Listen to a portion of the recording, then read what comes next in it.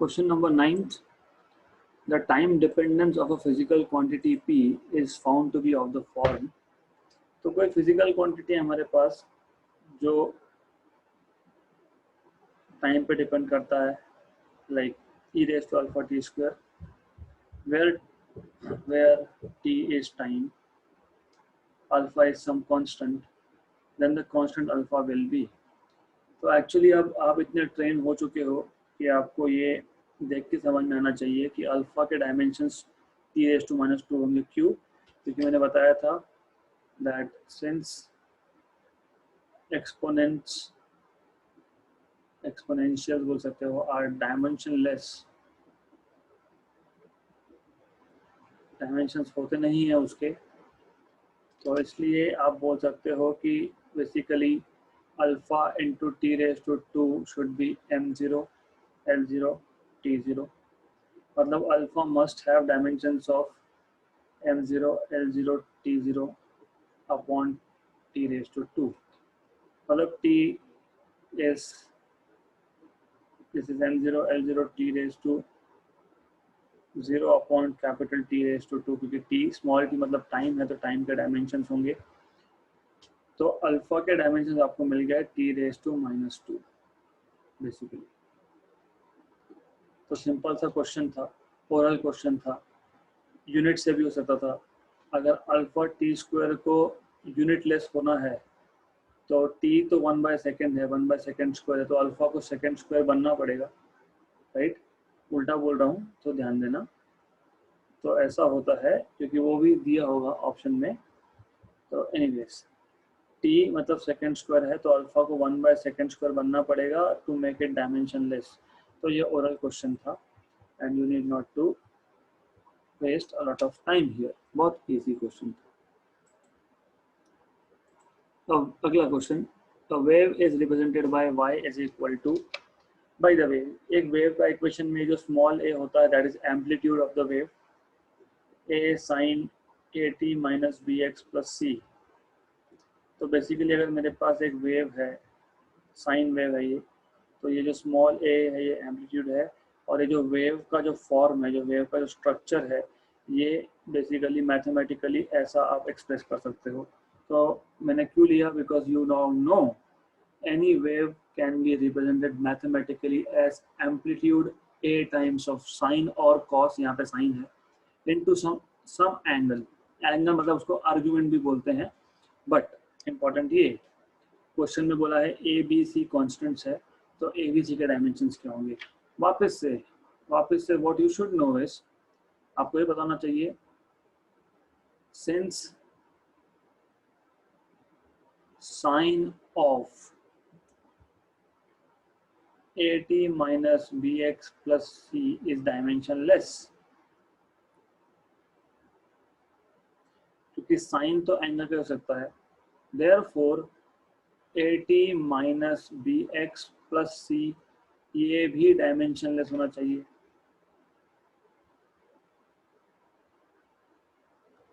Dimensionless मतलब m0 l0 t0, it should be must be dimensionless।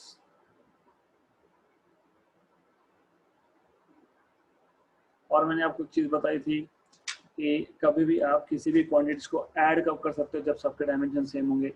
मतलब at equal to bx equal to c, dimensionally बोल रहा हूँ मैं, और ये सब डायमेंशनलेस है, मतलब ये m0 l0 t0 है। तो सबसे पहला तो ये है कि c के डायमेंशन 0 होने चाहिए। ओके, c के डायमेंशन 0 होने चाहिए। इसका मतलब ये कि c और d तो ऑप्शन में हो ही नहीं सकते, बिकॉज c और d में c के डायमेंशंस m1 और d में m-1 दिया है, राइट? देन अब क्वेश्चन सॉल्व करने का तरीका होता है, टाइम बचाने का तरीका होता है। अगर ए और बी ऑप्शन को देखोगे तो t raise to -1 t raise to -1 ही है, मतलब ए के डायमेंशन तो t रेज़ टू -1 मिलने ही वाले हैं, तो चेक करके फायदा है नहीं। तो चेक कैसे करोगे? बी के डायमेंशन चेक करोगे सिर्फ। तो b के डायमेंशंस आएंगे 1/x के डायमेंशंस, मतलब डिस्टेंस के dimensions raise to -1, length raise to -1, क्योंकि ये आ जाएगा length raise to -1 because x is length. Okay, तो ये आ गया आपका ऑप्शन नंबर बी, राइट। मैंने क्वेश्चन ये इसलिए कवर किया क्योंकि वेव का इक्वेशन अब आपको आगे जाके याद रहेगा। किसी भी वेव, कोई भी टाइप का वेव हो, एक रस्सी को मैंने दीवार पे बांध दिया और उसको एक साइड से पकड़ के ऐसा जर्क दिया तो वेव बन गया, राइट। वेव बन गया, नॉर्मल इंसान के लिए वो वेव बन गया, उसको दिख रहा है हाँ कुछ तो हो रहा है। फिजिक्स वालों के लिए, मैथ्स वालों के लिए y = a sin of something inside, वो समथिंग हम बाद में देखेंगे, राइट। अब साइन ऑफ समथिंग डायमेंशनलेस होता है, तो जो ब्रैकेट में है at - bx + c, ये भी डायमेंशनलेस हुआ। और आप फिजिक्स में at प्लस या माइनस कब लिखते हो, जब वो सबका डायमेंशन सेम हो, मतलब at का bx का और c का डायमेंशन सेम हुआ, राइट। मतलब डायमेंशनलेस है ही वो, तो c डायमेंशनलेस हो गया।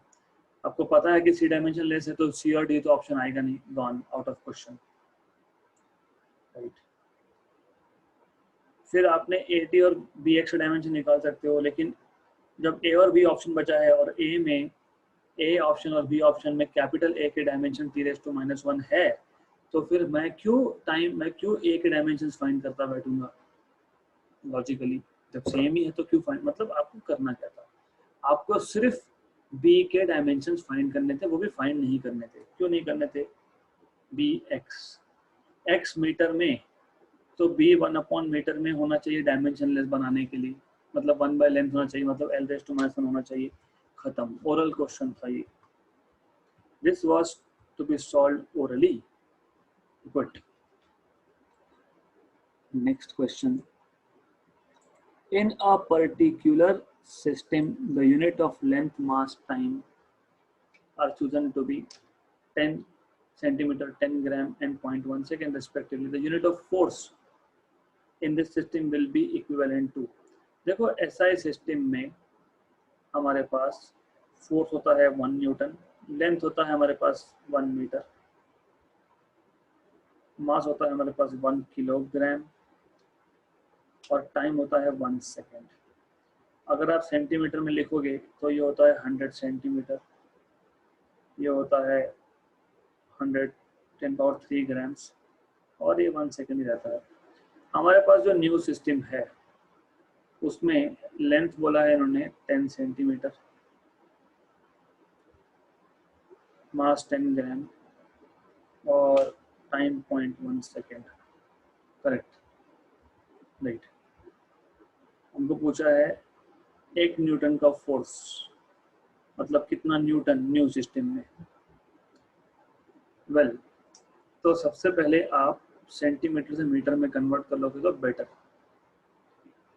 Right. There are many ways of solving this question, कम से कम 2-3 मेथड तो है ही, ओके। उसमें से एक मेथड ये है, अगर आपको ये पता है कि 1 न्यूटन इज 10⁵ टाइम, अगर ये पता है तो बहुत फास्ट सॉल्व हो सकता है ये, ओके। ये नहीं पता तो कोई बात नहीं,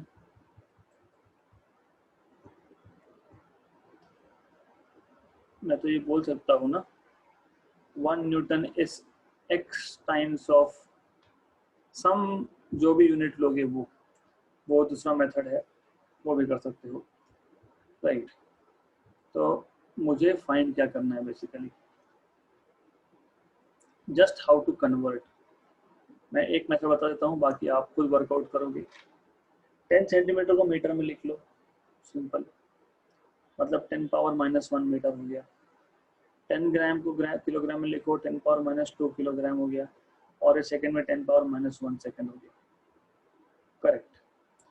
तो आपको अभी SI सिस्टम में मीटर में है, यहाँ पे भी आपने मीटर में ला के रख दिया। अगर आपको यूनिट्स अच्छे से पता है, फोर्स न्यूटन, फोर्स के यूनिट्स मैंने आपको बताया था, यूनिट्स के लिए मैं हमेशा करली ब्रैकेट यूज करने वाला हूँ, डायमेंशन के लिए स्क्वायर ब्रैकेट यूज होता है। तो इसके जो यूनिट्स होंगे फोर्स के, मास इनटू एक्सेलरेशन, मास किलोग्राम, एक्सेलरेशन मीटर पर सेकेंड स्क्वायर, राइट। क्लियर? अगर आपको इतना पता है तो हमारे पास न्यू सिस्टम में मीटर की जगह पे लिखना है हमको 10 पावर -1 मीटर, किलोग्राम की जगह लिखना है हमको 10 पावर -2 किलोग्राम, और सेकंड की जगह पे लिखना है 10 पावर -1 सेकंड, और उसका स्क्वायर होगा 10 पावर -2। मतलब ये आ गया 10 पावर -3 ऊपर और नीचे 10 पावर -2, मतलब ये आ गया 1/10, मतलब 1/10 खत्म हो गया। यू हैव टू अंडरस्टैंड कि इसको ओरली कैसे करते हैं। मैं वापस बता रहा हूँ, मैं वापस इसलिए बता रहा हूँ क्योंकि मैं नहीं चाहता कि आप लोग वही डायमेंशंस पे लटके रहो, डायमेंशंस से करते रहो। That I don't want, okay, that I really don't want. तो मैंने क्या किया, मैं आपको पूरा बता देता हूँ।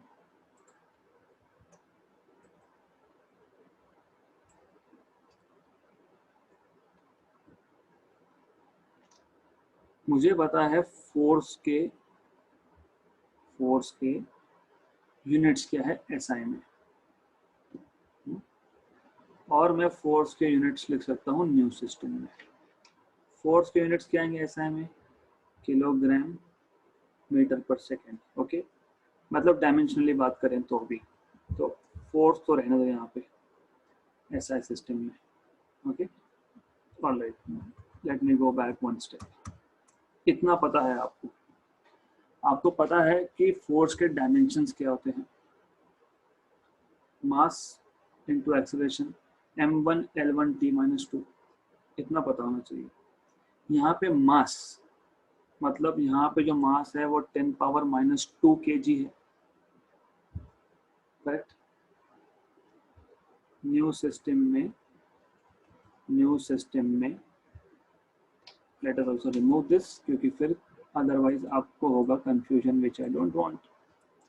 न्यू सिस्टम में मास इनटू एक्सेलरेशन, एक्सेलरेशन क्या होता है मीटर पर सेकंड स्क्वायर, मास क्या है यहाँ पे मास लिख दिया मैंने, राइट। मीटर यहाँ पे कितना, यहाँ पे 10 पावर -1 लिखना पड़ेगा, अपॉन टाइम सेकेंड, यहाँ पे 10 पावर -1 सेकेंड का स्क्वायर लिखना पड़ेगा। मतलब basically I am just using the fact that dimensions of force are m1 l1 t-2। m1 mass यहाँ पे था 10 पावर -2 kg, लेंथ 1 यहाँ पे लेंथ था 10 power -1 metre, time raise to -2 यहाँ पे टाइम था, राइट, करेक्ट, 10 पावर -1। तो मैंने बस वो सब्सटीट्यूट किया है और कुछ नहीं किया मैंने, that's all I have done here. और मैं इसको किलोग्राम मीटर सेकंड में क्यों लिख रहा हूँ, क्योंकि आंसर न्यूटन में दिया हुआ है, ओके। तो मुझे मिल गया 10 पावर -3 किलोग्राम मीटर, नीचे मिल गया 10 पावर -2 सेकेंड स्क्वायर। तो ये 10 पावर -3 नीचे आएगा, तो आएगा 10 पावर -2 + 3, और ये होता है 1 न्यूटन, तो 1/10 न्यूटन। तो force in new system will be 1/10 Newton. Simple. मैं डायमेंशन से लेके नहीं जाऊंगा, आई एम सॉरी, बहुत लंबा हो जाता है। Next, time dependence of a physical quantity P is given by, time dependence P is given by, अभी हमने देखा था सेम, उसमें एक ही टर्म था, उसमें सिर्फ e⁻⁻ α t² तक था, करेक्ट। इसमें एक्स्ट्रा टर्म आ गई, इसमें plus beta T plus gamma है। ये भी ओरल क्वेश्चन है, क्यों आपको अल्फा बीटा गामा कांस्टेंट और दिया है और उसका डायमेंशन पूछा है। हमने अभी इस आज का पहला क्वेश्चन हमने देखा कि अल्फा होगा t⁻², अल्फा टी स्क्वायर को अगर डायमेंशन लेस होना है तो अल्फा को 1/t² होना पड़ेगा, टाइम स्क्वायर होना पड़ेगा, तब जाके डायमेंशन लेस होगा। मतलब what I already know is alpha is t⁻², alpha is t⁻², मतलब एक ही जगह पे दिख रहा है m0 l0 t⁻²। दूसरा रीजनिंग, गामा जो है ये डायमेंशन लेस है, डायमेंशन लेस ही रहने वाला है वो तो, राइट। उसके डायमेंशन निकालोगे क्योंकि एक्सपोनेंशियल में जो भी आया वो डायमेंशन लेस होता है, मतलब गामा के डायमेंशन तो होंगे नहीं, तो गामा के डायमेंशन तो होंगे नहीं। ऐसा एक ही ऑप्शन है जिसमें अल्फा t⁻² है, तो वैसे गामा के डायमेंशन निकालने की जरूरत नहीं थी क्योंकि अभी अभी हमने सॉल्व किया था। If you don't remember the number I can show you which number it was, ये वाला वही क्वेश्चन है, उसमें सिर्फ -α t² के बाद 2 टर्म और लिख दी है। हाँ, तो ऑप्शन नंबर ए ही है जिसमें अल्फा t⁻² आ रहा है, तो सॉल्व नहीं करना क्योंकि पता है हमको already. Okay, distance between earth and sun is micron, fermi, light year, angstrom. Distance between earth and sun is, okay, interatomic distance in a solid is,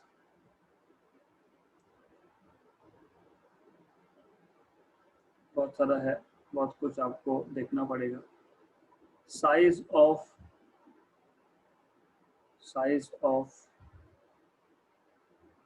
nucleus, मतलब आपको एक साइड पे डिस्टेंसेस दिए हैं, लेंथ दिया है, और दूसरे साइड पे आपको बोला है कि आप कैसे मेजर कर सकते हो, in terms of which units you can measure. Distance between earth and sun astronomical unit होता है, एंगस्ट्रॉम नहीं, तो जानबूझ के ऐसा दिया है, right. Correct. Can I measure the distance between earth and sun in light years? Yes, you can major.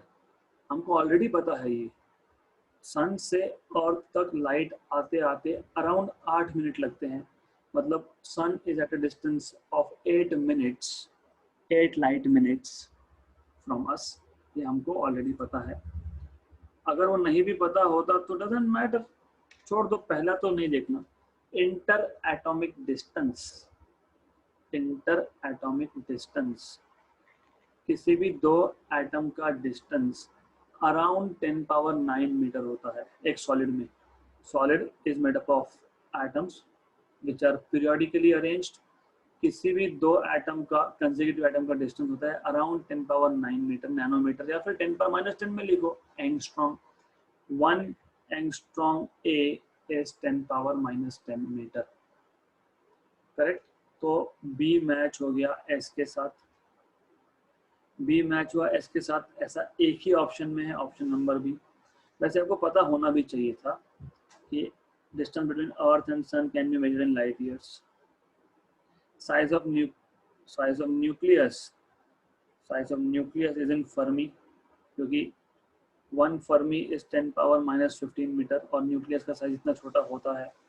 Wavelength of infrared laser micron में होता है, मतलब wavelength is 10⁻−6 metre which is micron, micrometre बोलते हैं उसको। इसलिए तो infrared is basically kind of microwave. Oral question था, ऑप्शन नंबर बी है, ये पता होना चाहिए था, कंफ्यूजन होता है इसलिए इंक्लूड किया है। Using the principle homogeneity of dimensions which of the following is correct? Okay, so this I included to tell you Kepler's law. Kepler के 3 लॉ है प्लैनेटरी मोशन के, Kepler's 3 laws of planetary motion।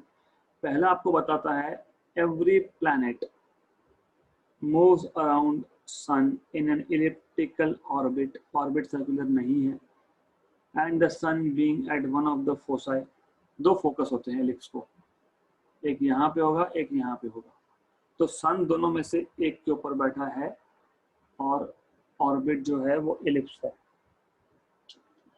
दूसरा अगर मैं सन से planet की position तक एक वेक्टर ड्रॉ करता हूँ, उसको मैं रेडियस वेक्टर बोलता हूँ या तो पोजीशन वेक्टर बोलता हूँ, तो ये पोजीशन वेक्टर जो है ये इक्वल इंटरवल्स ऑफ टाइम में इक्वल डिस्टेंस कवर करता है। मतलब अगर ए से बी आने में 6 महीने तो नहीं बोल सकता मैं, एनीवेज अगर 2 महीने लग गए तो ये जो एरिया कवर किया है, राइट, और अगर सी पे होगा प्लैनेट और डी तक आते आते ये भी 2 महीने का पीरियड है, so this corresponds to 2 month period, this corresponds to 2 month period. तो ये जो रेडियस वेक्टर है, पोजीशन वेक्टर है, the radius vector drawn from sun to the position of planets covers equal distances and या फिर covers equal area in equal interval of time, not distances but area। तो ये जो position vector है ये equal time में equal area cover करता है। दूसरा लॉ मैं क्वेश्चन से थोड़ा बाहर जाके बता रहा हूँ, सिर्फ आपका बेसिक्स बनाने के लिए। तीसरा लॉ जो है वो इस क्वेश्चन पे एप्लीकेबल है। हमको ये पता होना चाहिए कि time period square, time period मतलब ए से स्टार्ट होके वापस ए तक आने में जितना टाइम लगेगा, मतलब एक इलिप्स कंप्लीट करने में जितना टाइम लगेगा, it is proportional to R cube.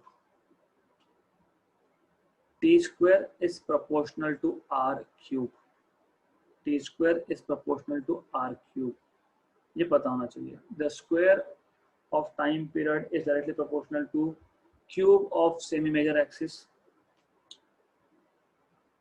या फिर रेडियस क्यूब बोल लो, फिलहाल सेमी मेजर एक्सिस पता नहीं आपको। तो इसका मतलब B और D हो नहीं सकते, मतलब A और C में से एक। अब आपको बोला है प्रिंसिपल ऑफ होमोजेनिटी, मतलब आपको पता है कि टी स्क्वायर के डायमेंशंस आपको पता है ना, टी स्क्वायर का डायमेंशन टी स्क्वायर है। तो जो राइट हैंड साइड पे आपके पास जो क्वांटिटी है उसके डायमेंशन निकालो। राइट हैंड साइड पे क्या क्वांटिटी है, 4 pi r cube by G M. 4 pi square वो तो कांस्टेंट है, उसके तो डायमेंशन होंगे नहीं। कांस्टेंट के डायमेंशन, ये डायमेंशनलेस कांस्टेंट है। 4 पाई स्क्वायर से नंबर के डायमेंशन नहीं होते, तो आपको R cube upon G M के डायमेंशन देखने पड़ेंगे। आर क्यूब मतलब लेंथ रेज़ टू 3। जी के डायमेंशंस मैंने कल बताया था, m-1 L3 T-2, और m तो m है, करेक्ट, m तो m है, मास तो मास है, मास -1 +1 कैंसिल, लेंथ 3 कैंसिल, T-2 को जाके T+2 होगा, तो ये भी टाइम स्क्वायर आ गया, right. Therefore dimensions of LHS and RHS are equal for option number 1, are same or equal for option number A। कुछ नहीं, इजी सा क्वेश्चन था, सिर्फ gravitational constant, universal gravitational constant के डायमेंशंस पता होने चाहिए थे, that's it. Last question from this set, two resistors of resistances R1 and R2, R1 की वैल्यू दी है, R2 की वैल्यू दी है, कनेक्टेड इन सीरीज। अभी सीरीज कनेक्शन मतलब क्या होता है और क्यों करते हैं। एक रजिस्टर ये है, दूसरा रजिस्टर ये है, R1 R2।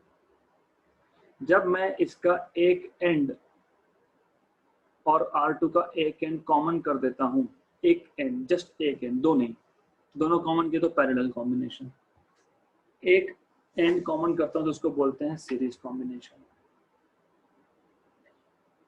और सीरीज कॉम्बिनेशन क्यों करते हैं मैंने पहले ही बताया आपको, अभी बता रहा हूं। अगर मेरे पास एक करंट है 15 एम्पियर का, बराबर, मेरे यहाँ पे एक सर्किट है, सर्किट या फिर कुछ एक कंपोनेंट होगा, मुझे उस पर्टिकुलर सर्किट में 15 एम्पियर करंट नहीं चाहिए, कम चाहिए उससे, राइट। और R1 अकेला कैपेबल नहीं है इतना कम करने का, और R2 भी नहीं है। मतलब R1 की वैल्यू अगर मान लो 10 ओम है और R2 5 ओम है, मान लो, मतलब ये R1 इंडिविजुअली करंट की वैल्यू जितनी रिक्वायर्ड है उतनी नहीं कर सकता, और R2 भी नहीं कर सकता। फिर मैं इन दोनों को सीरीज में लगा दूंगा। सीरीज में लगाया तो करंट जो है वो बेसिकली कम होगा, मतलब रेजिस्टेंस की वैल्यू बढ़ेगी।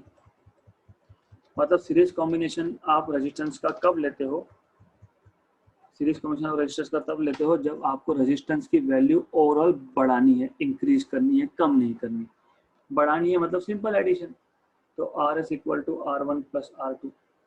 क्यों बता रहा हूँ मैं ये, R1 की प्रिंसिपल वैल्यू मेन वैल्यू थी 300 और R2 की थी 500। मतलब कम से कम ये जो ऑप्शन है इसमें फर्स्ट वैल्यूज जो हो गई वो 800 होगा, मतलब ये और ये तो हो नहीं सकता, सिंपल। तो 300 प्लस 500 मतलब 800। और आपको पता है क्वेश्चन के according delta R1 is 3 ohm, delta R2 is 4 ohm. और अगर आपको याद होगा मैंने आपको बताया था propagation of error, combination of error. अगर मैं एक फिजिकल पैरामीटर दो को ऐड करके बना रहा हूँ, मैंने यहाँ पे सीरीज कॉम्बिनेशन RS को R1 और R2 को ऐड करके बनाया है, तो एरर का भी एडिशन ही होता है, सब्ट्रैक्शन नहीं होता है। तो फाइनल एरर जो होगा सीरीज कॉम्बिनेशन का, that will be 3 + 4 that is 7 ओम। मतलब ऑप्शन नंबर भी खत्म, राइट। बहुत सिंपल लग रहा है अब, क्योंकि मैंने आपको पहले दिन बताया था, दूसरे दिन बताया था, फर्स्ट एंड सेकंड सेशन की मैं इंटेंशनली इनिशियली थोड़ा लेवल हाई रखता हूँ, so that you prepare your mind in the direction of such questions. Good. So this marks end of chapter 1. chapter 1 खत्म हमारा यहाँ पे।